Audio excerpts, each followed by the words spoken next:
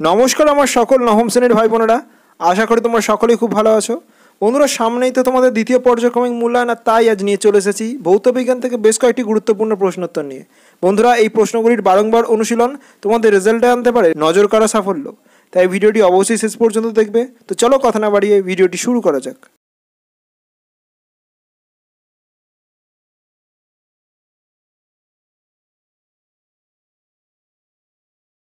প্রথমেই আসি, দেখো নিচের প্রশ্নগুলির উত্তর দাও যার প্রতিটির মানে এক। প্রথম প্রশ্ন, একটি অসমসত্ব মিশ্রণের উদাহরণ দাও। সঠিক উত্তর ধোঁয়াশা। পরের প্রশ্ন, বিস্তৃত দশা কঠিন ও বিস্তার মাধ্যম তরল এমন একটি মিশ্রণের উদাহরণ দাও। সঠিক উত্তর গোল্ড সল। এবার আসছি পরবর্তী প্রশ্নে, অ্যাসিড বৃষ্টির জন্য প্রধানত কোন অ্যাসিড দায়ী? সঠিক উত্তর H2SO4 এবং HNO3। পরের প্রশ্ন, একটি ইমালশনের উদাহরণ দাও। সঠিক উত্তর দুধ। পরের প্রশ্ন, অটোমাইজারে কোন নীতি প্রযোজ্য হয়? সঠিক উত্তর বার্নৌলির নীতি। এবার আসছি পরবর্তী প্রশ্নে, উষ্ণতা বৃদ্ধিতে কোন পদার্থের দ্রাব্যতা হ্রাস পায়? সঠিক উত্তর কলিচুন। পরের প্রশ্ন, একটি দ্রবণ লাল লিটমাস কাগজকে নীল বর্ণে পরিণত করলে দ্রবণটির পিএইচ মান কত? সঠিক উত্তর 10। পরের প্রশ্ন, পৃষ্ঠটানের মাত্রীয় সংকেত কি? সঠিক উত্তর MLT-2। এবার আসছি পরবর্তী প্রশ্নে, বল ও সরণের মধ্যবর্তী কোণ কত হলে কৃতকার্য শূন্য হয়? সঠিক উত্তর 90 ডিগ্রি। পরের প্রশ্ন, অ্যাসিড দ্রবণে মিথাইল অরেঞ্জের বর্ণ কীরূপ? সঠিক উত্তর লাল। পরের প্রশ্ন, দাঁতের এনামেল কী দিয়ে তৈরি? সঠিক উত্তর ক্যালসিয়াম ফসফেট। এবার আসছি পরবর্তী প্রশ্নে, জলবিন্দু গোলাকার ধারণ করে জলের কোন ধর্মের জন্য? সঠিক উত্তর পৃষ্ঠটানের জন্য। পরের প্রশ্ন, প্রকৃত দ্রবণে দ্রাবের কণার ব্যাস কত? সঠিক উত্তর 10⁻⁻8 সেমি। পরের প্রশ্ন, বার্নৌলির নীতি কোন রাশি সংরক্ষণের ওপর প্রতিষ্ঠিত? সঠিক উত্তর শক্তি সংরক্ষণের ওপর। এবার আসছি পরবর্তী প্রশ্ন, দেখো কোনো স্থানে বায়ুর চাপ হঠাৎ কমে গেলে কোনটির সম্ভাবনা দেখা দেয়? সঠিক উত্তর ঝড়ের সম্ভাবনা। পরের প্রশ্ন, এসআইতে ক্ষমতার একক কী? সঠিক উত্তর ওয়াট। পরের প্রশ্ন, একটি জীবাণুনাশক ইমালশনের উদাহরণ দাও। সঠিক উত্তর হাইড্রোজেন পারক্সাইড। এবার আসছি পরবর্তী প্রশ্ন, দেখো রসায়নের রাজা কাকে বলা হয়? সঠিক উত্তর সালফিউরিক অ্যাসিডকে। পরের প্রশ্ন, কোন পদার্থের উষ্ণতা বৃদ্ধিতে দ্রাব্যতা বৃদ্ধি পায়? সঠিক উত্তর খাদ্য লবণ। পরের প্রশ্ন, শৌচাগারের স্বয়ংক্রিয় ফ্ল্যাশ কোন নীতিতে কাজ করে? সঠিক উত্তর সাইফন নীতিতে। এবার আসছি পরবর্তী প্রশ্নে, পুকুরের জল আম্লিক হলে কি করতে হয়? সঠিক উত্তর ক্ষারীয় পদার্থ চুন যোগ করতে হয়। পরের প্রশ্ন, একটি দ্রবণে মিথাইল অরেঞ্জ যোগ করলে হলুদ বর্ণ ধারণ করে, দ্রবণটির পিএইচ মান কত? সঠিক উত্তর 0। পরের প্রশ্ন, পাতিত জলে খরতার মাত্রা কত? সঠিক উত্তর 7। এবার আসছি পরবর্তী প্রশ্নে, অম্লবৃষ্টির জন্য দায়ী গ্যাসটির নাম লেখো। সঠিক উত্তর কার্বন ডাই অক্সাইড ও সালফার ডাই অক্সাইড। পরের প্রশ্ন, পীড়ন ও বিকৃতির মধ্যে কোনটি অধিকতর মৌলিক? সঠিক উত্তর বিকৃতি। পরের প্রশ্ন, যান্ত্রিক শক্তি কোন শক্তির সমষ্টি? সঠিক উত্তর স্থিতিশক্তি ও গতিশক্তির। এবার আসছি পরবর্তী প্রশ্নে, জুল ও আর্গের মধ্যে সম্পর্ক লেখো। সঠিক উত্তর 1 জুল সমান 10⁻7 আর্গ। পরের প্রশ্ন, এসআই পদ্ধতিতে কার্য ও শক্তির একক কী? সঠিক উত্তর জুল। পরের প্রশ্ন, 1 হর্স পাওয়ার সমান কত ওয়াট? সঠিক উত্তর 746 ওয়াট। এবার আসছি পরবর্তী প্রশ্নে, চোঁয়া ঢেকুর উঠলে ডাক্তারবাবু কী ওষুধ খেতে বলেন? সঠিক উত্তর অ্যান্টাসিড। পরের প্রশ্ন, অ্যাসিড জলীয় দ্রবণে কী উৎপন্ন করে? সঠিক উত্তর H+ আয়ন। পরের প্রশ্ন, অ্যাসিড দ্রবণে ফেনপথ্যালেনের বর্ণ কীরূপ হয়? সঠিক উত্তর বর্ণহীন। এবার আসছি পরবর্তী প্রশ্নে, একটি কঠিন এরোসলের উদাহরণ দাও। সঠিক উত্তর ধোঁয়া। পরের প্রশ্ন, একটি প্রাকৃতিক কোলয়েডীয় দ্রবণের নাম লেখো। সঠিক উত্তর রক্ত। পরের প্রশ্ন, জল ও চিনির মিশ্রণে কী উৎপন্ন হয়? সঠিক উত্তর প্রকৃত দ্রবণ। এবার আসছি পরবর্তী প্রশ্নে, অ্যামোনিয়ার আণবিক ভর কত? সঠিক উত্তর 17 গ্রাম। পরের প্রশ্ন, প্রমাণ চাপ ও উষ্ণতায় সকল গ্যাসের গ্রাম আণবিক আয়তন কত? সঠিক উত্তর 22.4 লিটার। পরের প্রশ্ন, 2 গ্রাম অণু নাইট্রোজেন বলতে কী বোঝায়? সঠিক উত্তর 56 গ্রাম নাইট্রোজেন।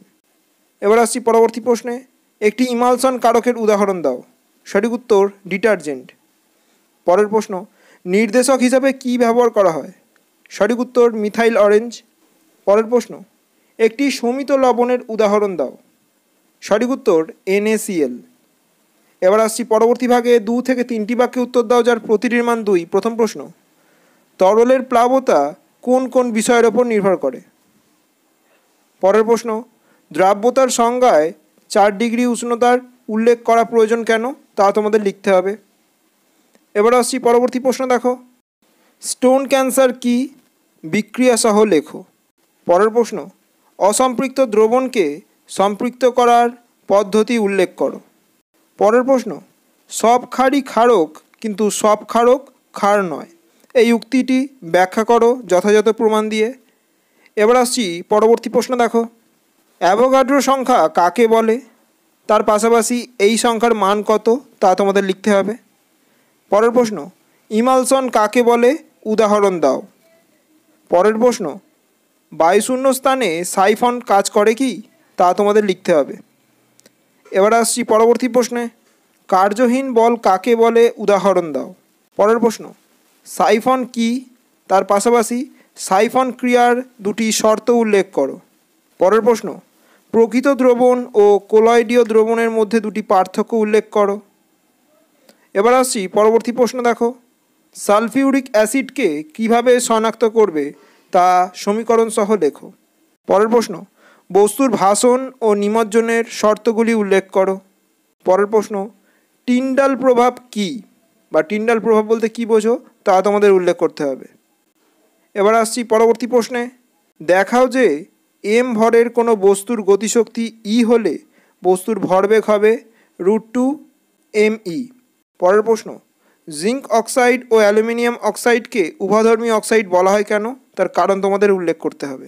পরের প্রশ্ন, সালফিউরিক অ্যাসিডকে কিভাবে শনাক্ত করবে তা সমীকরণ সহ উল্লেখ করো।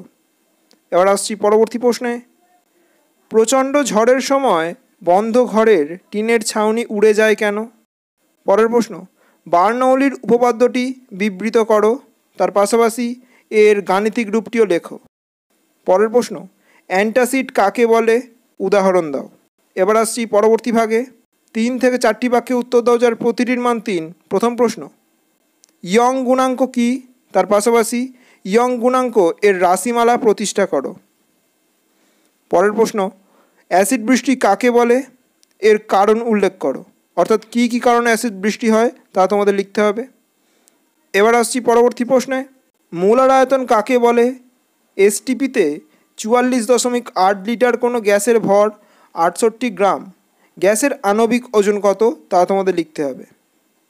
পরের প্রশ্ন, অবাধে পতনশীল বস্তুর ক্ষেত্রে মোট যান্ত্রিক শক্তি অপরিবর্তিত থাকে, এই উক্তিটি প্রমাণ করো। এবার আসছি পরবর্তী প্রশ্নে, প্রমাণ বায়ুমণ্ডলের চাপের মান 76 সেমি পারস্তম্ভের চাপের সমান, ওই চাপের মান SI পদ্ধতিতে নির্ণয় করো। তার পাশাপাশি স্থিতিস্থাপকতার বিষয়ক হুকের সূত্রটি লেখো। পরের প্রশ্ন, দাঁতের ক্ষয়ের ওপর ও কৃষিতে pH এর প্রভাব উল্লেখ করো, অর্থাৎ এই 2টি ক্ষেত্রে pH কী প্রভাব ফেলে তা তোমাদের লিখতে হবে। এবার আসছি পরবর্তী প্রশ্নে, সম্পৃক্ত দ্রবণের ওপর উষ্ণতার প্রভাবগুলি লেখো। তার পাশাপাশি জল, তেল ও সাবান ব্যবহার করে কিভাবে ইমালশন প্রস্তুত করা হয় তা তোমাদের লিখতে হবে। পরের প্রশ্ন, কেলাসন কাকে বলে? তার পাশাপাশি কীভাবে কেলাস প্রস্তুত করা হয় তা তোমাদের উল্লেখ করতে হবে। এবার আসছি পরবর্তী প্রশ্নে, কলিফর্ম কাউন্ট বলতে কী বোঝো? তার সাথেই অম্লরাজ কী এবং এর ব্যবহার উল্লেখ করো। পরের প্রশ্ন, দ্রুতগামী ট্রেনের কাছাকাছি দাঁড়িয়ে থাকা বিপজ্জনক কেন তা তোমাদের উল্লেখ করতে হবে। বন্ধুরা, আজ এ পর্যন্তই। আশা করি ভিডিওটি তোমাদের জন্য কার্যকর হবে। ভিডিওটি ভালো লাগলে অবশ্যই একটি লাইক করে দিও এবং বন্ধুদের মধ্যে যতটা পারো ভিডিওটি শেয়ার করে দাও। আর চ্যানেলে যদি নতুন হয়ে থাকো তাহলে সাবস্ক্রাইব করতে কিন্তু একদমই ভুলো না। দেখা হচ্ছে পরের ভিডিওয়ে, ততক্ষণ সুস্থ থেকো, সাথে থেকো। নমস্কার।